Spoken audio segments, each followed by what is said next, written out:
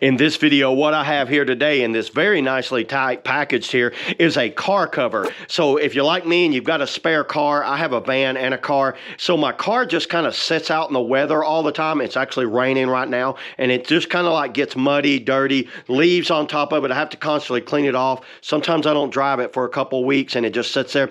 I went ahead and ordered one of these car covers. This is Color Rain Time is the name of this cover. And this is the 3L. And this fits a sedan, but you can order them in all types of color, sizes, trucks, vans, cars, whatever. And it's very affordable.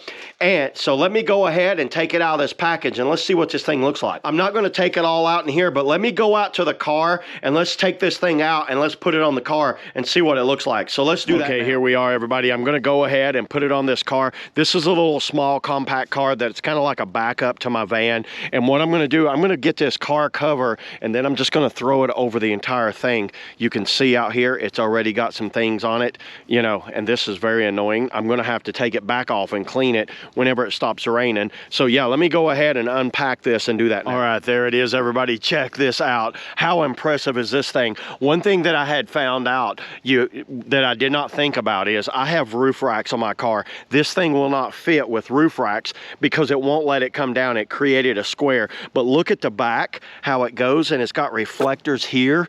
It's got a latch that you just toss under and it just connects right there. So it latches down and then it goes, you can see all around.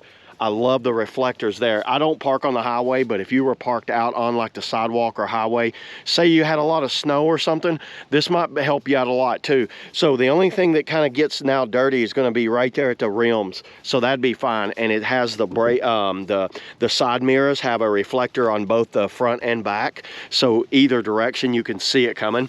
And then like I said, I took the racks off and it went down perfect. It did not fit with the racks on.